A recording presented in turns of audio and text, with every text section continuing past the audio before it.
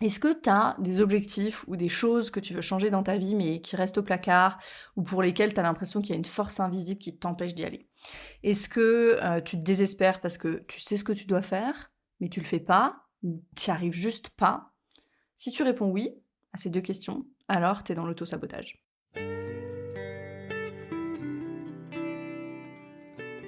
Bienvenue dans Pas de soucis, le podcast pour se libérer de l'anxiété avec Camille Thomas. Je suis Camille et avant d'être coach de santé, j'ai été une grande anxieuse. Je me suis libérée de l'anxiété le jour où j'ai compris que ce n'était pas dans ma tête. Pas de soucis, c'est le podcast pour celles et ceux qui sont fatigués par tout ce qu'ils ont essayé et qui savent qu'ils ont le pouvoir de guérir de l'anxiété naturellement. Alors si tu veux vivre sans anxiété et que tu as l'intuition qu'on ne t'a pas tout dit, ce podcast est pour toi.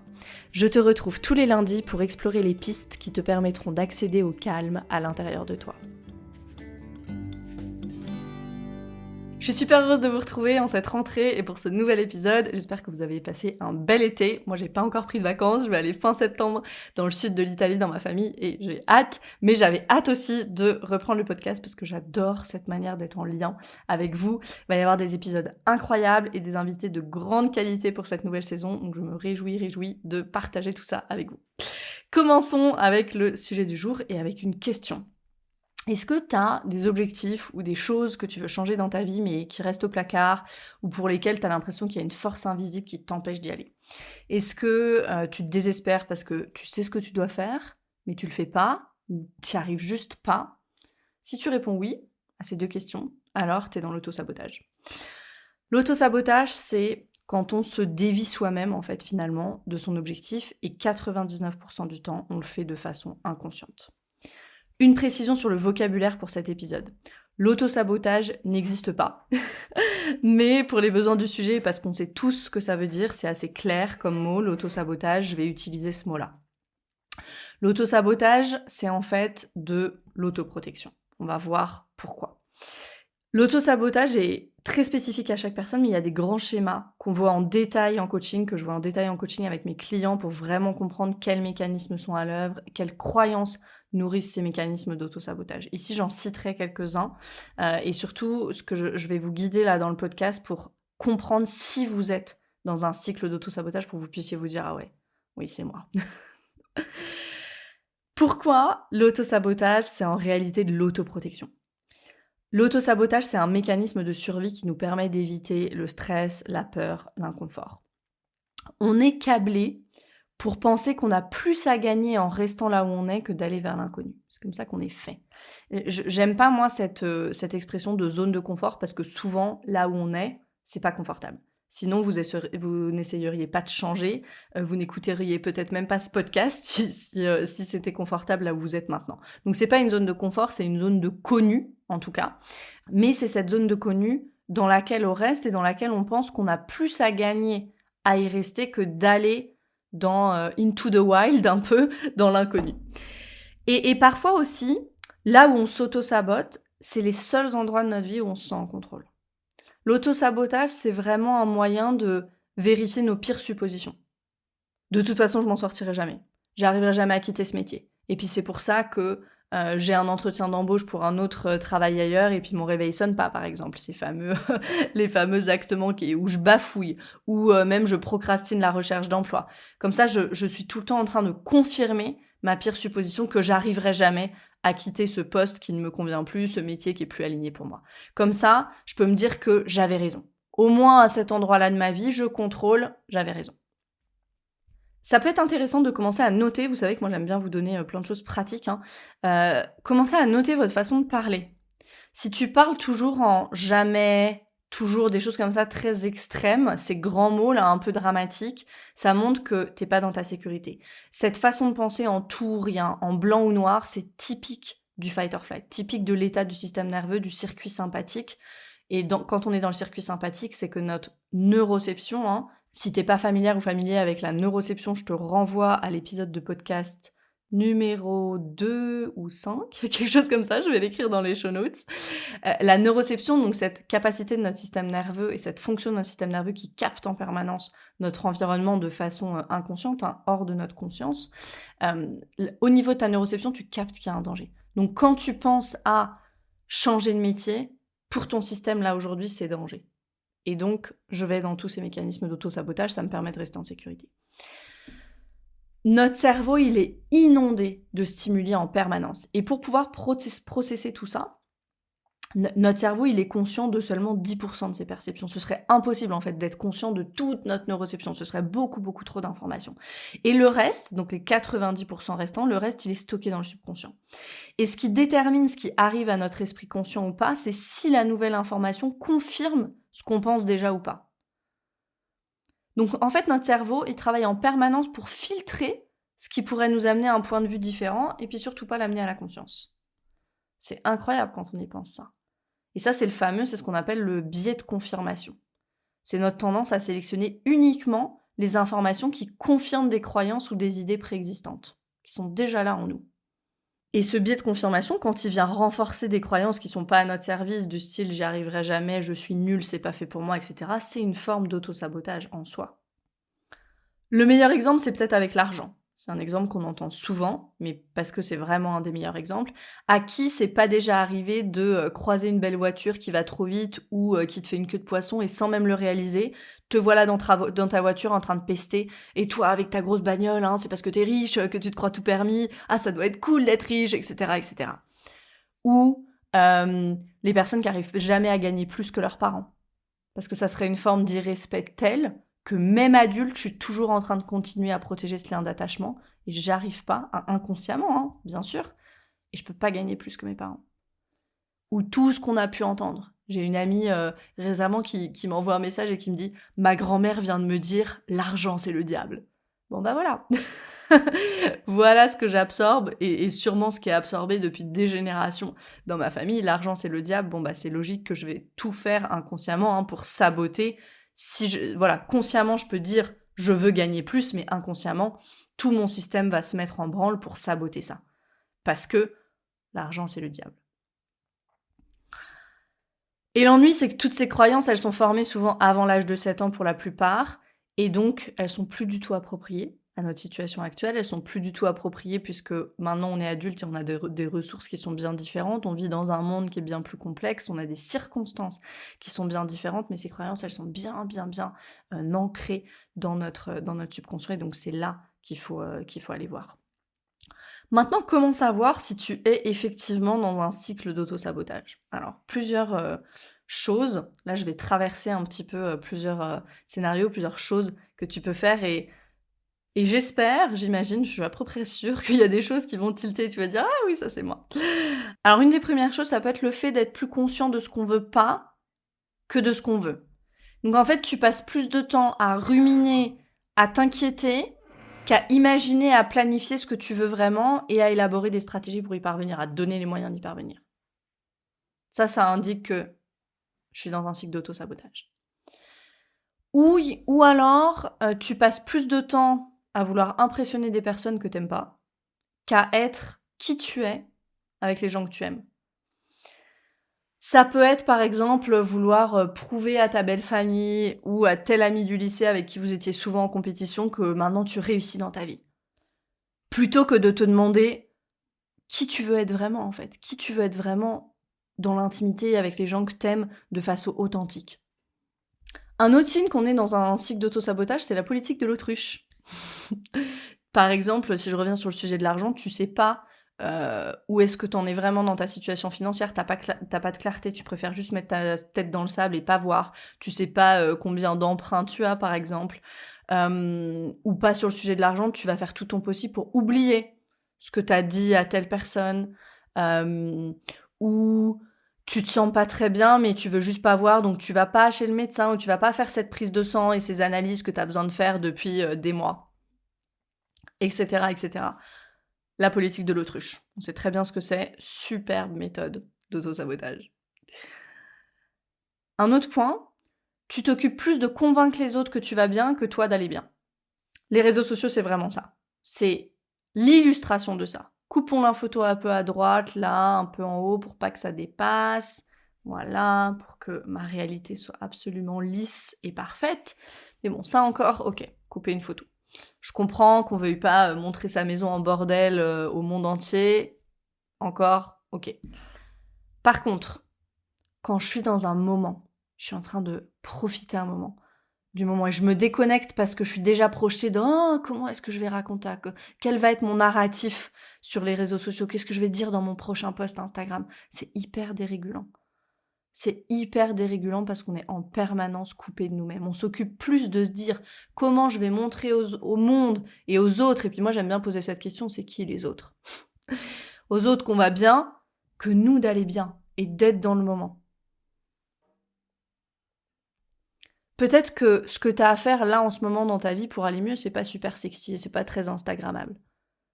Mais ça serait beaucoup plus à ton service d'aller faire ça et de lâcher un petit peu le narratif que tu présentes au reste du monde plutôt que de t'occuper d'être à fond dans le narratif et de pas être avec toi-même.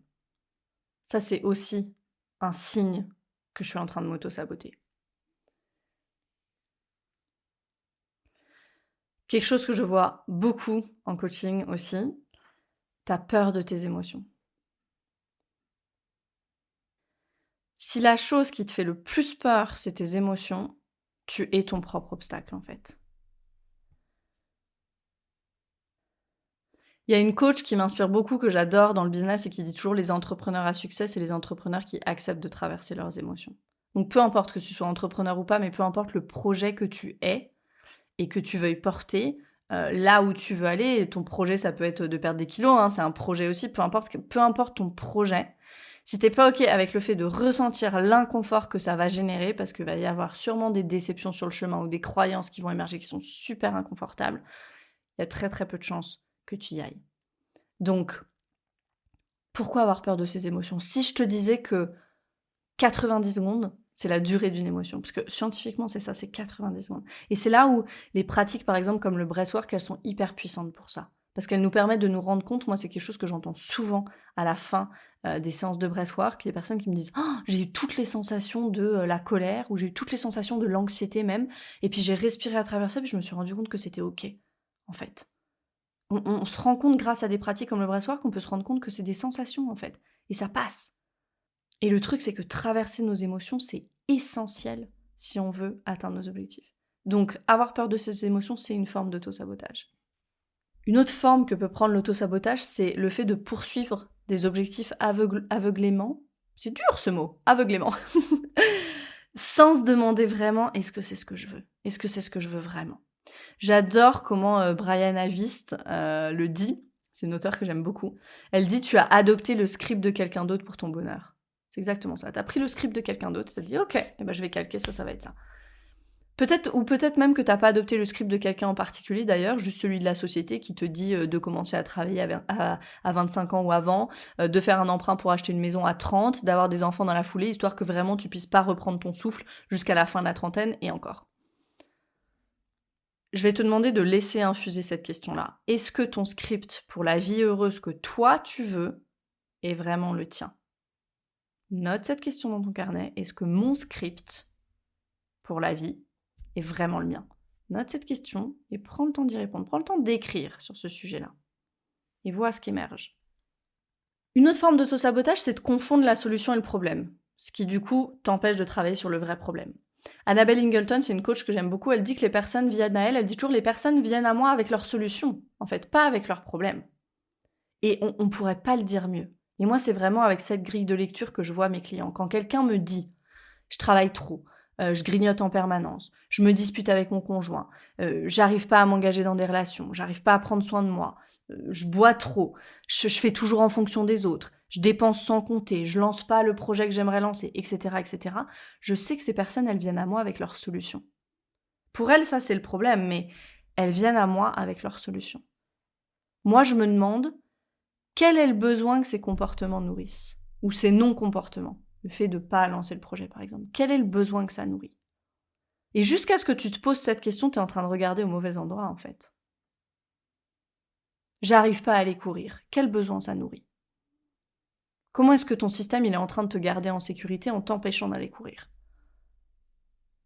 Tes problèmes sont en fait les solutions que ton système a trouvées aujourd'hui parce qu'il n'en trouve pas de meilleures. Et parce qu'il estime que toi, là où tu veux aller, c'est trop dangereux aujourd'hui. On va revenir là-dessus. Un autre signe que tu es dans un cycle d'auto-sabotage, c'est t'accordes plus de valeur à tes doutes qu'à ton potentiel. Là encore, observe ton discours interne. J'y arriverai jamais. Est-ce que tu laisses tes doutes occuper tout l'espace, tout le temps? Dans notre cerveau, il y a plusieurs biais. Il y a le biais de confirmation, dont j'ai parlé tout à l'heure, et puis il y a le biais négatif aussi. Le biais négatif, d'un point de vue évolutif, il a beaucoup de sens, parce qu'il est au service de notre survie. Quand l'homme des cavernes, il se balade dans la forêt pour trouver du gibier, il vaut mieux qu'il soit attentif à pas être la prochaine proie que aux petites fleurs, aux nuages. Il n'a pas le temps de regarder ça. Il regarde les traces au sol pour pas, lui, être mangé à son tour. Donc le biais négatif, de voir ce qui est une menace plutôt que tout le reste, ça a énormément de sens, au sens de l'évolution.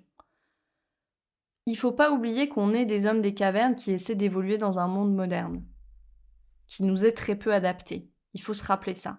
Et donc se rappeler qu'aujourd'hui, si on veut grandir, on a besoin d'aller à l'encontre de certains mécanismes qui sont plus pertinents dans le monde où on est. Parce qu'aujourd'hui, on a un toit sur la tête, on a des maisons, c'est plus hyper adapté. Donc toi, ton job, c'est de commencer à voir les petites fleurs et les nuages et à dire à ton cerveau, regarde, c'est safe, c'est pas dangereux. Un autre signe, t'essaies de t'occuper de tout.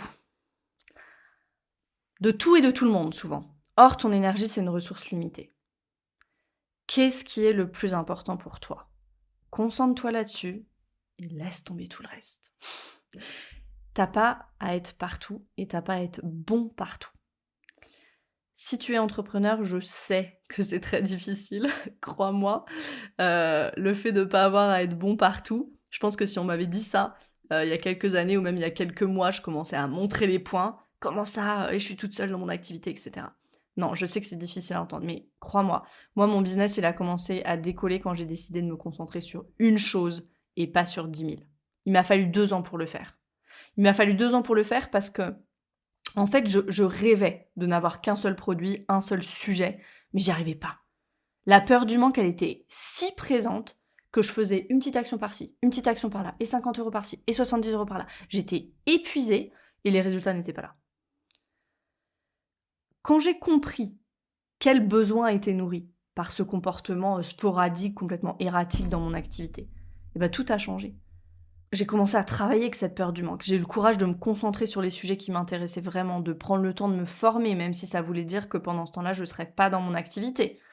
Et qu'il n'y aurait sûrement du coup pas de rentrée d'argent. De me donner des temps de développement, de réflexion, que je ne pouvais pas me donner avant, parce que la peur du manque, elle était si présente que ça donnait cette énergie-là dans tous les sens. Tant que tu portes pas à la conscience quel besoin est nourri par tes actions ou tes non-actions, tu peux pas adresser l'auto-sabotage efficacement. C'est quoi le besoin derrière?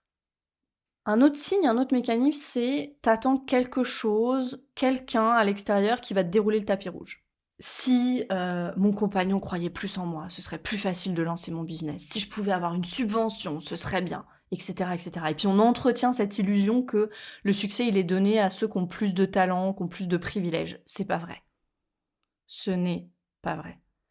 Si t'arrêtes d'attendre, la personne qui te soutient, la validation extérieure, la petite aide qui va tomber du ciel. Si tu arrêtes d'attendre, tu vas te rendre compte que le succès, il est donné à ceux qui trouvent l'endroit, cet endroit vraiment, ce sweet spot, où se rencontrent leurs passions, leurs intérêts, leurs compétences, et, si tu veux gagner de l'argent avec cette activité-là, un besoin du marché. Si tu trouves cette intersection entre tes passions, tes intérêts, tes compétences et un besoin du marché, et que t'es dedans pour le long game, et que tu t'interdis d'abandonner, tu ne peux que réussir. Alors les parties protectrices de toi, ton cerveau, ils vont t'offrir plein de pensées qui vont à l'encontre de ce que je viens juste de te dire, plein d'excuses, plein de... voilà, toutes ces croyances qui vont remonter, mais véritablement, passion, intérêt, compétence, besoin du marché et interdiction d'abandonner égale succès. Un dernier signe que tu es dans un cycle d'auto-sabotage, c'est tu réalises pas tout ce que tu as accompli. Tu prends pas le temps de te retourner. Et je crois que cette forme d'auto-sabotage, c'est la plus fréquente que je rencontre en coaching. Vous savez, cette semaine, ça allait mieux, mais... Est-ce qu'on peut s'arrêter sur juste le début de la phrase, là? Ok. Qu'est-ce qui était mieux? Ah, j'ai réussi à m'attraper beaucoup plus rapidement quand ce truc-là m'a agacé avec mon mari. Super. J'ai réussi à garder mon sang-froid, à aller m'isoler, à aller travailler avec les parties de moi. Waouh! Magnifique. Oui, mais... non, pas mais. C'est énorme, c'est immense. Est-ce que tu prends le temps de te retourner et de te dire c'est immense, c'est énorme, bravo, et que tu te donnes cette validation dont je parlais avant, qui ne vient pas de l'extérieur, mais qui vient bien de l'intérieur de nous. Les œillères qu'on se met quant à nos progrès. C'est comme si tu avances, toi tu te transformes, mais l'image que tu as de toi-même, elle reste la même. Assure-toi que l'image de toi-même évolue avec toi, avec la façon dont tu évolues. T'es pas la même personne que t'étais il y a 2 ans, voire même t'es pas la même personne que t'étais il y a 3 mois si t'es sur un chemin de guérison. Assure-toi que l'image que tu as de toi évolue en même temps que toi. Donc voilà un peu des indices auxquels tu peux commencer à porter attention pour voir si t'es dans un cycle d'auto-sabotage. L'auto-sabotage, il se produit quand il y a 2 besoins en conflit. Un conscient, souvent c'est inconscient, et un subconscient. Prenons un exemple. Je veux être en relation avec mon compagnon, mais j'arrête pas de le repousser. Je suis exécrable avec lui tout le temps, je suis pas patiente, il m'agace, peut-être même sa présence m'agace, mais j'ai qu'une envie, c'est d'être en relation avec lui. Lui, il est très patient, mais quand je vais trop loin, il finit par s'éloigner ou par devenir agressif à son tour parce que le vase a débordé. À ce moment-là, la culpabilité m'envahit, je me dis que vraiment j'ai un problème parce que je veux avoir une relation harmonieuse, intime avec lui et juste j'y arrive pas. Qu'est-ce qui va pas chez moi? Je dois être folle, etc., etc. Non. Demandons-nous, qu'est-ce qui se passerait si je m'engageais vraiment dans cette relation comme je dis que je le veux? C'est quoi le risque? Je serais moins indépendante. Ok. Qu'est-ce qui se passerait si j'étais moins indépendante? Je serais faible. Et je pourrais pas prouver à mes parents que je peux voler de mes propres ailes. Ok. Donc au niveau subconscient, la croyance, c'est plus je suis en relation, plus je suis faible. Donc il y a un conflit entre le besoin d'indépendance et le besoin d'être en relation. Et c'est pour ça que je peux avoir l'impression qu'il y a une force invisible qui me contrôle et qui fait que je suis odieuse avec mon compagnon, que je fais tout pour saboter la relation, alors même que tout ce que je veux, c'est d'être avec lui. Prends la situation dans laquelle t'es coincé et puis pose-toi la question. Quel est le risque? Et là, quand tu fais ça, essaye de pas chercher la réponse. Laisse les parties de toi répondre. Laisse venir ce qui vient. Et puis ensuite, choisis une modalité qui t'inspire pour travailler avec les croyances au niveau subconscient. Moi, c'est le travail que je fais en coaching avec mes clientes. J'insiste sur le fait que cette analyse-là que je viens de faire, je me suis rendu compte qu'il y avait un conflit avec mon besoin d'indépendance, par exemple. Cette analyse, c'est la première partie du travail. La première partie du travail, c'est pouvoir porter à la conscience toute la partie immergée de l'iceberg, toutes ces croyances qui souvent font partie de nous et qui sont ancrées en nous depuis si longtemps. Mais la deuxième étape, donc là d'aller remplacer la croyance existante par une croyance qui est à notre service, la deuxième étape, elle est essentielle. Remplacer la croyance existante qui est à l'origine des comportements d'auto-sabotage par une croyance qui est à mon service, c'est essentiel. Sinon, on n'avance pas. Travailler seulement au niveau conscient ne suffit pas ici. Et c'est peut-être pour ça que tu es en thérapie classique par la parole depuis des années, que tu as de la clarté sur plein de choses et que ça t'aide à aller mieux, parce que déjà juste de se dire « Ok, je suis pas folle, y a rien qui va pas chez moi, etc. » ça aide déjà à aller mieux, c'est une première étape, mais concrètement, il y a rien qui change dans ta vie. Or, pour moi, la guérison, elle doit être mesurable. Si tu es entrepreneur, ton activité, à mesure que tu guéris, elle doit se développer. Tu dois avoir plus de joie dans ton travail, tu dois faire ton travail avec plus de calme. Tu dois, peut-être que tu retrouves la flamme que tu avais perdue. Tu as assez de confiance en toi pour enfin lancer ce business que tu veux lancer depuis longtemps et puis que tu lances pas. Tes relations, elles sont plus harmonieuses, tu es en meilleure santé, ça doit être mesurable. Avoir de la clarté sur la façon dont tu t'auto-sabotes, c'est un premier pas, mais c'est pas suffisant. Je vais pas décrire de façon exhaustive les moyens qu'on a de s'auto-saboter. Ça, je le fais en coaching avec mes clientes, mais je vais en citer quelques-uns quand même. Le perfectionnisme et la procrastination. Yes. Peut-être sur le podium, ceux-là. Ils vont main dans la main. Si vos parents vous ont dit des choses comme « Ah bah avec des notes pareilles, t'iras pas loin dans la vie hein », ou « Toujours une excuse pour rien faire, celle-là », ou « De toute façon, t'en fais pas une de bonne », etc., etc., il y a de grandes chances pour que vous ayez du mal à avoir de l'estime de vous. T'as peur qu'on te trouve nul parce que tu te trouves nul. Et quand t'arrives enfin à sortir de l'immobilisme pour produire quelque chose et pour l'amener dans le monde, faut que ce soit parfait. Parce qu'il faudrait que personne ne puisse même avoir l'idée de critiquer ce que t'as fait, parce que juste ça te terrorise en fait. Et donc tu repousses le moment de livrer cette chose, que ce soit une présentation que tu as à faire au travail, un live que tu veux faire sur Instagram et que tu as préparé mais que tu fais pas, ça peut être publier ton livre, publier ton nouveau site internet, présenter, même en parler, présenter un projet d'activité à ton compagnon, à ta compagne, dire voilà j'aimerais me lancer là-dedans, est-ce que tu me soutiens, etc. etc. Faut tout que soit parfait, que tout soit lisse. Perfectionnisme et procrastination, c'est souvent les deux faces d'une même pièce. Un autre moyen, c'est l'utilisation de ce que je vais appeler les anesthésiants. La nourriture, l'alcool, la drogue même, la cigarette, Netflix. Et tout ça, c'est des outils dont la plupart, bon, sauf la drogue, mais la plupart, tous en fait, ils sont hyper facilement accessibles, ils sont même complètement acceptés dans la société, puisqu'on est dans une société traumatisée, hein. Mais leur véritable fonction, c'est d'éviter de faire ce qui va vraiment te permettre d'avancer. Pendant que tu es sur Netflix, t'es pas en train de travailler sur tes offres. T'es pas en train de réguler ton système nerveux. T'es pas en train de créer des relations nourrissantes dans lesquelles il y a de la réciprocité avec des personnes qui vont te soutenir dans tes objectifs. Et pourtant, c'est tellement accepté. Netflix and chill. Qui ne connaît pas Netflix and chill? Je dis pas qu'il faut jamais regarder de séries. Moi, je regarde des séries. Mais je fais des pauses. Et je sais que si je suis capable d'être 2 semaines sans regarder une série, et même sans m'en rendre compte, je m'en rends pas compte, ça fait 3 semaines que j'ai pas regardé une série, c'est que je la regarde vraiment pour le plaisir. Pas parce que j'ai besoin d'un shoot de cortisol, ou parce que j'ai besoin d'oublier à quel point je suis encore loin de la vie que je veux vraiment et de la vie que je veux créer. Une autre forme d'autosabotage, c'est le fait de s'inquiéter de tout. C'est un véritable mécanisme de défense, qui est pas très efficace, on va voir. Si tu es quelqu'un de créatif, et la plupart des entrepreneurs le sont, tu t'inquiètes peut-être de tout, ce qui te place dans la catégorie des personnes anxieuses. S'inquiéter de tout, c'est un mécanisme de défense, hein, mais il est faible, il est vraiment pas très efficace. Il s'explique, par contre. La créativité et la rumination, ça se fait dans les mêmes parties de notre cerveau. Et c'est logique. Quand j'imagine tous les scénarios catastrophes, tout ce qui pourrait arriver, en fait, je suis en train de créer, je suis hyper créative dans ces moments-là. Et si tu es dans ces mécanismes-là, tu sais très bien que quand on te dit de pas t'inquiéter, ça ne sert à rien. C'est pire même, parce que dans ces moments-là, t'es dans ton circuit sympathique, au niveau de ton système nerveux, et baisser la garde, ce serait trop dangereux. Donc quand on te demande d'être dans le présent, c'est juste pas possible en fait. Tes pensées, elles sont orientées vers le futur, pas du tout dans le présent, et tu dois pouvoir te réguler pour être capable de revenir dans le présent. Ça aussi, c'est vraiment quelque chose qu'on apprend à faire en coaching, se réguler pour ramener le cortex préfrontal en ligne et pouvoir être dans le présent.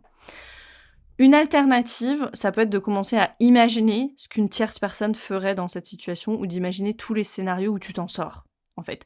Quand tu fais ça, tu nourris le besoin de préparer la situation en question parce que pourquoi t'es dans ce mécanisme d'auto-sabotage? Pourquoi t'es dans ce truc de s'inquiéter pour tout en permanence? Parce que tu nourris un besoin. On se rappelle, l'auto-sabotage, il répond toujours à un besoin. Souvent, pas un besoin qu'on formule avec notre esprit conscient, mais il répond à un besoin. Donc tu nourris le besoin de te préparer, d'anticiper, mais tu le nourris pas en te restreignant et en t'inquiétant encore plus, mais tu le nourris de façon constructive, en t'imaginant comment tu ferais, à quoi ça ressemblerait cette situation si tu t'en sortais. Alors je sais que je dis des choses dans cet épisode qui sont peut-être difficiles à entendre, peut-être que vous avez pas super envie d'entendre, mais c'est pas pour vous dire voilà, vous faites tout mal ou je sais pas quoi, c'est pour que vous soyez motivés à réécouter à nouveau cet épisode avec votre carnet de notes et que vous posiez les questions suivantes, que vous les posiez vraiment. Je vais mettre aussi les questions là dans les show notes, mais je vais te poser quelques questions. Prends ton carnet, sauf si t'es en voiture, pose l'épisode et réponds vraiment honnêtement à ces questions. Est-ce que ton comportement aujourd'hui, il est en phase avec tes objectifs? Ton comportement est-il en phase avec tes objectifs? Si c'est pas le cas, qu'est-ce qui t'empêche d'agir pour réaliser tes rêves, pour les atteindre, ces objectifs? Est-ce que ton comportement, il est en accord avec tes valeurs? Encore une fois, si c'est pas le cas, qu'est-ce qui t'empêche de prendre des mesures qui soient en accord avec tes valeurs? Est-ce que tu ressens un malaise ou un inconfort quand tu progresses?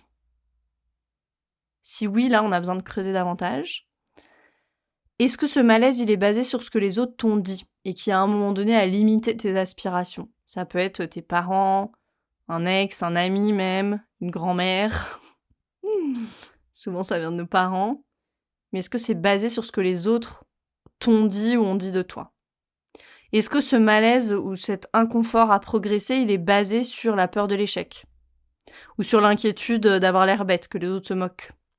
Et une dernière question, si tu fais mieux, que t'obtiens plus, que tu réussis finalement, est-ce que t'as tendance à croire que le succès, c'est plus que ce que tu mérites, que ton succès, ça dépasse ce que tu mériterais. Autrement dit, est-ce qu'il y a la croyance derrière que je ne mérite pas? Une autre pratique qui est intéressante, tant que tu es avec ton carnet, même si là c'est plus une pratique de visualisation, si t'es entrepreneur ou aspirant entrepreneur, hein, peu importe, même si c'est pas ton activité à temps plein, que je sais pas, t'as une boutique Etsy ou que tu veux mettre une chambre de ta maison en Airbnb, peu importe si t'as un projet, qu'en tout cas tu veux plus que ce que t'as maintenant, je t'engage à faire cet exercice. Ce que tu vas faire, c'est que tu vas imaginer présenter ce projet dans une pièce à tes parents et à tes grands-parents. Tout le monde est réuni dans une pièce, à tes parents, tes grands-parents. Tu présentes ton projet et laisse venir à toi ce qu'ils diraient. Ce que eux diraient, ce que tes parents et grands-parents en diraient de ce projet. Et je te garantis que tu vas avoir la plupart de tes croyances limitantes qui vont ressortir. Là, dans cette visualisation. Exercice absolument génial. Souvent aussi, on s'auto-sabote parce qu'on s'est fixé ce grand objectif. C'est génial de se fixer des objectifs ambitieux. Mais parfois, ça peut être écrasant. Prenons un exemple. Je sais que je veux que mon activité me rapporte 5 000 € par mois net et j'en suis qu'au début, au tout début de mon activité. Je peux me dire, oh là là, j'y arriverai jamais. Je suis tout de suite inondée par ces j'y arriverai jamais, ça m'écrase en fait. Ou je veux perdre 15 kilos. Même chose. Ouah, hyper écrasant. Mais souvent, on peut pas s'empêcher de faire ça parce qu'on a envie de voir la grande chose. C'est ça qu'on veut vraiment. Ok. Ayez l'objectif hyper ambitieux, mais résistez à vous laisser écraser et adoptez une autre stratégie à la place. Décomposez l'objectif, faites du rétro-planning et laissez-vous surtout, ce point-là il est super important, laissez-vous largement le temps d'y arriver. Souvent on s'immobilise, pourquoi ? Parce qu'on s'impose des timelines qui sont pas réalistes. Et moi j'ai été vraiment l'experte de ça. Encore une fois, je ne me pose pas en « je fais tout bien », pas du tout. Moi j'ai été une experte des timelines pas réalistes. Et quand c'est arrivé que mon compagnon il m'aide dans mon activité et qu'il me dise ok bah voilà ça tu me demandes, j'aurais besoin de 3 jours pour le faire, je sais pas moi, un site internet, quelque chose, et j'étais là mais n'importe quoi, tu peux le faire en une matinée et ça sert à rien. Et souvent on se disputait parce que j'étais complètement irréaliste dans mes timelines, parce que il y avait tellement cette peur du manque, j'étais tellement dans mon circuit sympathique en fight or flight, tellement dans ce tout ou rien, dans ce maintenant ou jamais, si en gros ce que je lui demandais c'était pas fait à la fin de la journée, ça n'arriverait jamais quoi. Pour moi. C'est vraiment cette façon de penser typique de l'état sympathique. Et donc du coup, j'ai vraiment dû faire ce travail de régulation sur moi, commencer à prendre mes objectifs, à décomposer, à faire du rétro-planning et me dire, ok, si je veux être là dans 1 an, où est-ce que je dois être dans 6 mois, où est-ce que je dois être dans 3 mois, ça veut dire que mensuellement, quel est mon objectif, etc. Et là, on peut ne plus agir avec ses émotions, mais plutôt agir plutôt avec notre cerveau gauche, un espace qui est beaucoup plus raisonnable et beaucoup plus à notre service dans ces cas-là. Si, par exemple, je reprends l'exemple des 15 kilos, je peux me dire, bah ok, je vais perdre 15 kilos, mais en 18 mois, par exemple. Donc j'ai besoin de perdre moins d'1 kilo par mois. Donc là, je me dis, bah ouais, en fait, c'est carrément faisable, ça me semble super faisable, je vais aller à la salle de sport, je vais aller marcher dans la nature, je vais ajuster mon alimentation. Et là, en fait, c'est quelque chose qui est empowering, hein. C'est pas quelque chose qui m'écrase. J'ai la certitude de là où je vais, mais j'y vais sans pression, parce que je sais que j'y vais et que ça va arriver. Et c'est ces moments-là où on a vraiment besoin de réinviter la confiance. Et puis, ce qui est important, c'est de pas s'attarder sur les détails sans importance. Là, on revient au perfectionnisme. Peu importe que voilà, je m'étais dit que je ferais 5 séances de sport, j'en ai fait 4 cette semaine, et ben la semaine prochaine j'en ferai 5. Peu importe que j'ai pas le super portable avec la bonne lumière pour faire ce live que je veux faire sur Instagram. Peu importe. Si vous voulez apprendre quelque chose sur vous, voir ce qui émerge en termes de croyances, etc., faites ça. Donnez-vous un objectif, interdisez-vous d'abandonner l'objectif, et faites le travail à l'intérieur de vous pour y arriver. Et commencez à apprécier le processus, surtout. Moi, j'ai beaucoup travaillé sur ce dernier point. Apprécier le processus. On dit toujours, il faut apprécier le chemin. C'est bien beau, mais c'est hyper difficile. Surtout quand on est presque obsédé par ce grand objectif qu'on a et qu'en même temps on est écrasé et qu'en même temps on voit tous nos mécanismes d'auto-sabotage, c'est hyper dur, c'est un espace qui peut être très déroutant. Donc moi, j'ai beaucoup travaillé là-dessus. À chaque fois, par exemple, que je fais le travail sur moi, que je travaille avec les parties de moi, que j'ai le courage d'aller à l'intérieur de moi, je ressens vraiment, après, je prends ce temps de ressentir cette satisfaction, de me dire « Waouh, j'ai un peu avancé, magnifique ». À chaque fois que je fais ma série d'ashtanga en yoga, je prends quelques secondes pour me dire, là, quand je suis en shavasana sur le tapis, « You did it », génial. En ce moment, je suis un programme de course à pied, parce que c'est la chose que j'ai abandonnée à chaque fois. Alors, je le fais pas pour la performance, même si c'est cool, ça me plaît. J'aimerais pouvoir courir 45 minutes sans être complètement essoufflée. Mais je le fais pour voir ce que les parties de moi vont me proposer comme excuse, et les croyances qu'il y a derrière, qui vont émerger et qui m'empêcheront de le faire. Du style, t'as de l'asthme, t'as eu de l'asthme pendant des années, c'est normal, t'as pas besoin de le faire, et puis t'y arriveras pas, etc., etc. Je le fais pour voir là ce qui va émerger, pour m'entraîner à observer ces pensées et à me mettre quand même en action. Et je le fais aussi et surtout pour m'entraîner à apprécier le chemin. M'entraîner à me célébrer à la fin de chaque semaine et dire ok, je recommence une nouvelle semaine la semaine prochaine, génial, magnifique, j'y suis arrivée. Et voir la personne que je deviens dans le processus. Donc c'est vraiment ce que je vous invite à faire. Si là vous vous êtes dit oui, alors je vois que je suis dans l'auto-sabotage, rappelez-vous, ayez toujours à l'esprit, ces mécanismes d'auto-sabotage, ces mécanismes d'auto-protection, ils répondent à un besoin. Quel est le besoin ? Quel est le besoin et quelles sont les croyances qu'il y a derrière ? Ok, ça m'empêche d'aller vers mes objectifs. Est-ce que je peux décomposer l'objectif, me mettre des objectifs plus petits, ce qui va me permettre de tenir mes promesses envers moi-même, ce qui va me permettre de commencer à apprécier le chemin et de surtout apprécier la personne que je deviens dans le processus et sur ce chemin. Voilà pour ce premier épisode bien dense de la rentrée. Si tu t'es reconnu dans ce que je raconte, je vais ouvrir les appels clarté pour ma prochaine cohorte de coaching mi-octobre. Et on démarre ensuite la première semaine de novembre. Donc si t'as écouté l'épisode et que tu dis « Ah oui, ça c'est moi », rejoins la liste d'attente, envoie-moi un message sur Instagram si t'as des questions. Je me réjouis de t'accompagner, de vous accompagner et on se retrouve la semaine prochaine pour un nouvel épisode de Pas de soucis.